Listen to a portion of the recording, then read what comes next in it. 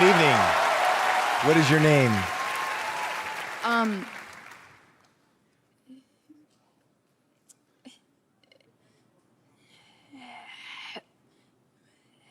My name's Amanda. No girl can't see me and cause problem. Them a man clowns and me walk on them. Me no love chat up, me a want. Hey loves, welcome back to my channel. My name is Valerie, or you can call me Kaka. And if you're just seeing this beautiful face for the first time, you are most definitely welcome. Don't make it the last time here. Do subscribe, drop your comments, like and share. In this video, I'll be sharing my stuttering journey. Should that be a journey? But I'm just going to tell you how to overcome stuttering. I mean stammering. I played a short clip in the beginning just to let you know how mine was when I was growing up.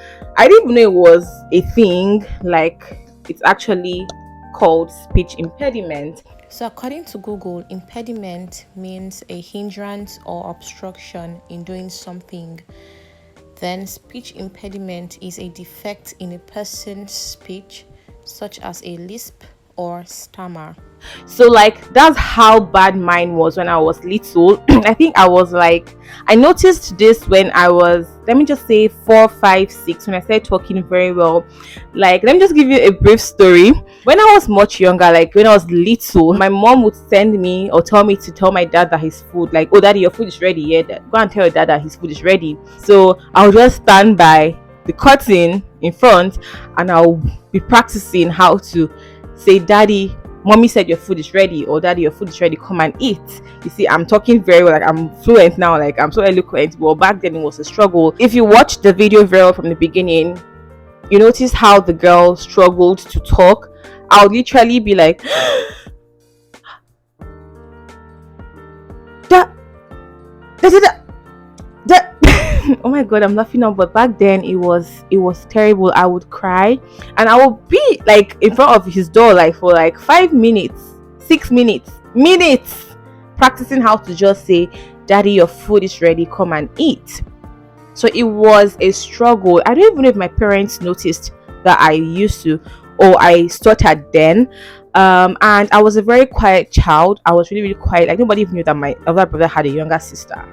I was so quiet that even when his friends would come to the house to maybe play Sega or play game or something, I'll just be there like, they'll be like, doesn't your sister talk? Does she not talk? Why is she quiet? Like, people just knew me as that quiet, pretty girl, you know. But guys, it wasn't easy. Anyway, fast forward to when I turned 8.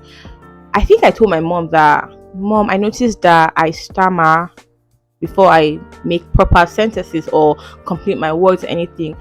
She said that it's something that she said she would pray about it. I remember how then I was just 8, you know. I think I was trying to do my first Holy Communion or something like that, and then she's like, it's something we can pray about. I should pray about that.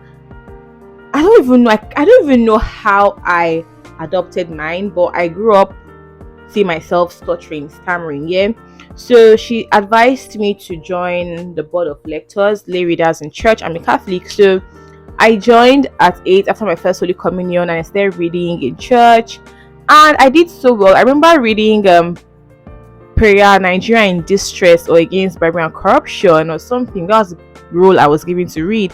And then my reverend father was an Irish priest from Ireland, and he was like, wow, this voice, you know, after mass, it's like, this voice, like, you should keep it up. You know how they talk and everything. He's late, God bless his soul, may his soul rest in peace, you know. And imagine reading to a large congregation. This is 8 a.m. mass. You know how it is. And I noticed that anytime I read, I don't stutter. Fast forward to months, years, I entered what's it called, secondary school.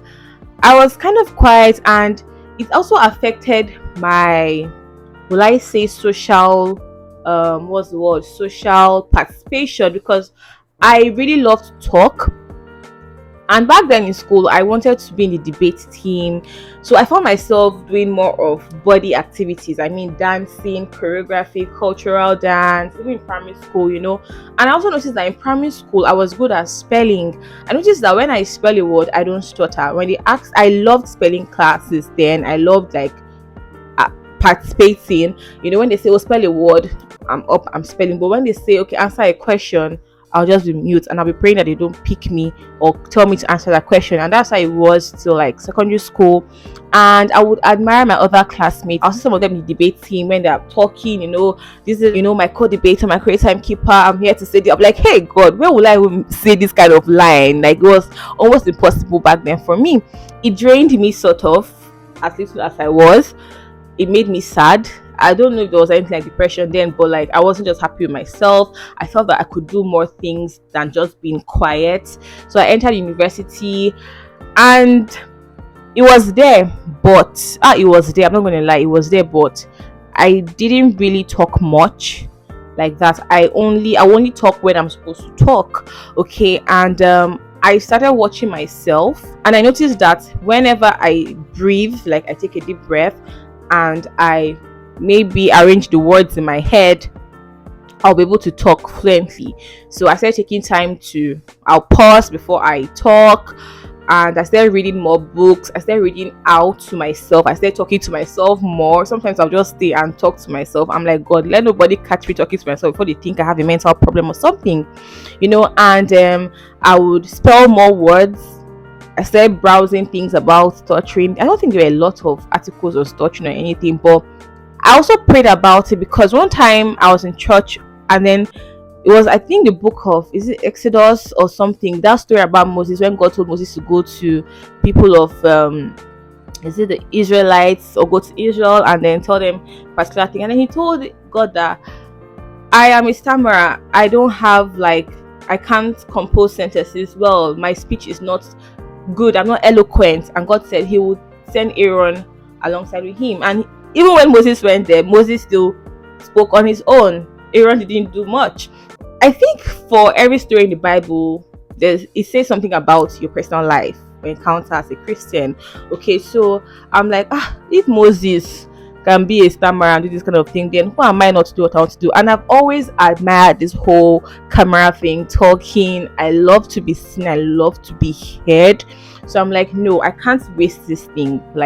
So I used the whole board of lectures thing, that's a lay reading thing in church, to help myself. I started reading when I was 8 in church till I stopped because of adulthood and all of that, but that's not an excuse. But it helped me. Actually, it helped me with the stuttering thing. I started reading articles. I watch videos. I think Steve Harvey has one video about this stuttering thing, and I noticed that when I don't maintain eye contact too, I don't stutter. So sometimes people are like, why can't you look at me? Why can't you face me and talk?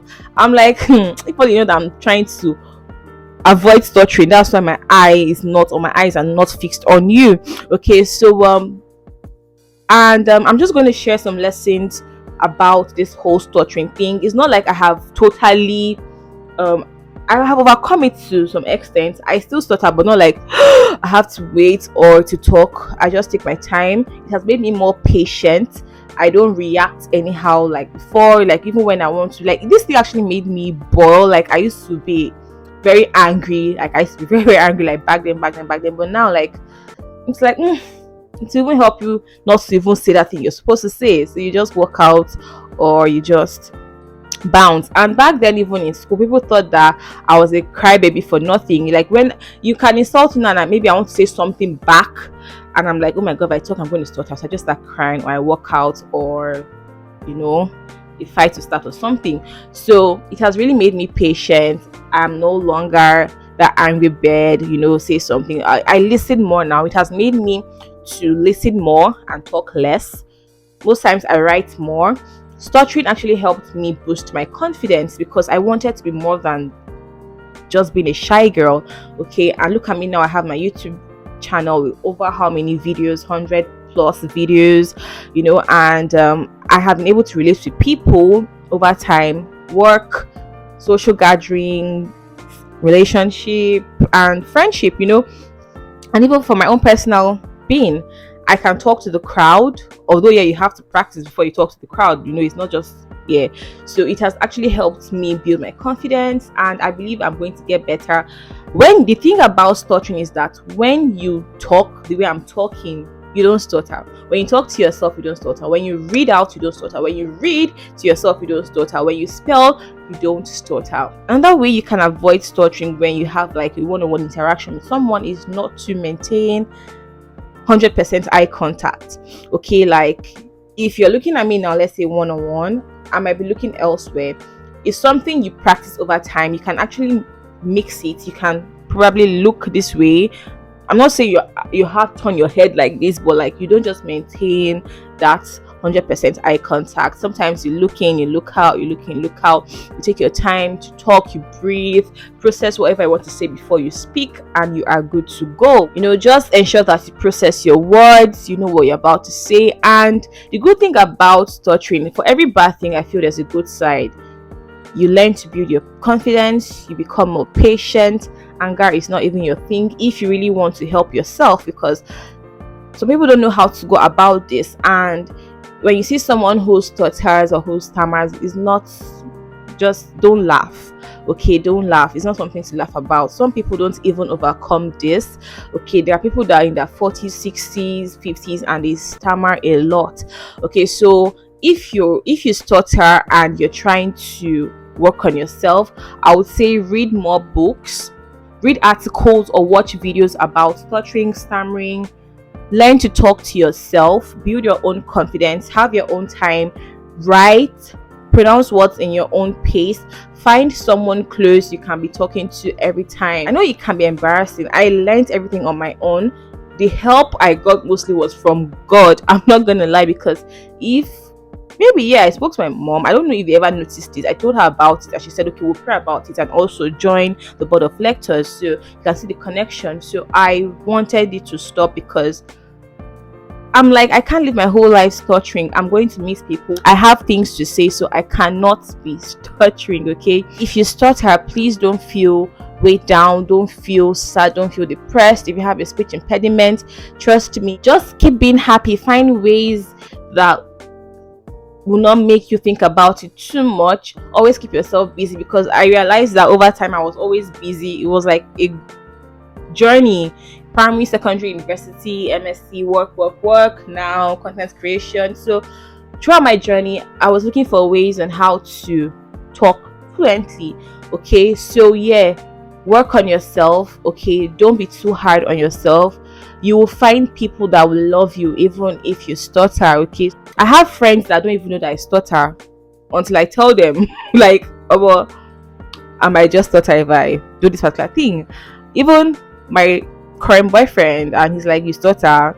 How? You stammer? I haven't noticed. So you see, so I have to like tell you before you know. A lot of people don't know this. A lot of people maybe knew but in the past, but they not just care, but or they just hear something small, because I didn't really talk much. But yeah, I know that it has always been there.